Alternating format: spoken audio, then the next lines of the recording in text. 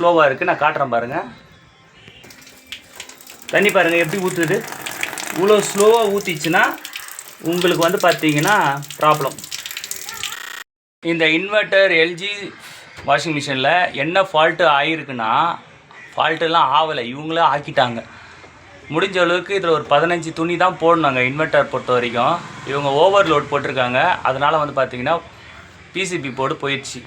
So இந்த மாதிரி LG washing மிஷினில் என்ன மாதிரி ப்ராப்ளம் வரும் பார்த்தீங்கன்னா, தண்ணி ரொம்ப ஸ்லோவாக வந்ததுன்னா அந்த ப்ராப்ளம் வரும். ஸோ உங்களுக்கு பின்னாடி காட்டுறேன். அதே மாதிரி ஓவர்லோடு போட்டிங்கனாலும் இதில் வந்து பார்த்திங்கன்னா உங்களுக்கு எரர் கோடு வராது, டோட்டலாகவே போர்டு கொலாப்ஸ் ஆகிடும். ஓகேங்களா? ஸோ அதுக்கப்புறம் நீங்கள் போர்டு தான் ரெடி பண்ண வேண்டியது இருக்கும். ஸோ இப்போ நான் வந்து பார்த்திங்கன்னா இப்போ ஆன் பண்ணுறேன்.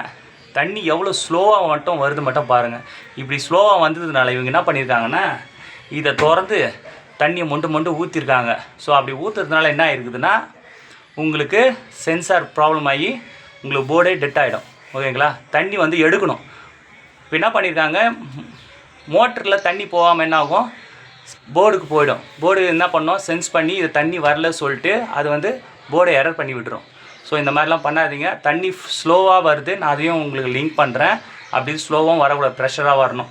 ஸோ அப்படியே வந்தாலும் இதில் வந்து பார்த்திங்கன்னா எவ்வளோ சொட்டாக வரும் தெரியுமா, ரொம்ப குட்டி குட்டியாக வரும்.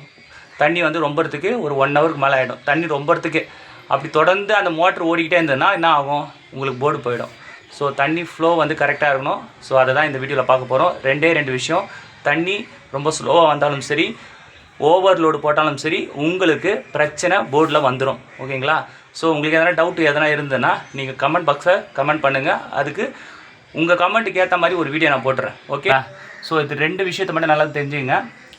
இன்வெர்ட்டர் பொறுத்த வரைக்கும் நீங்கள் ஓவர்லோடு போடக்கூடாது. ஒரு 15 துணி, ஒரு 10 துணி மட்டும் தான் போடணும். அணி யூஸ் பண்ணுறதை மட்டும் போட்டுருங்க. இல்லை 1 வாரம் துணி, 2 வாரம் துணி மொத்தமாக போட்டிங்கன்னா போர்டு சீக்கிரமாக போயிடும். ஓகேங்களா? ஸோ இதை தான் வந்து உங்களுக்கு நான் சொல்லணும்னு நினச்சேன்.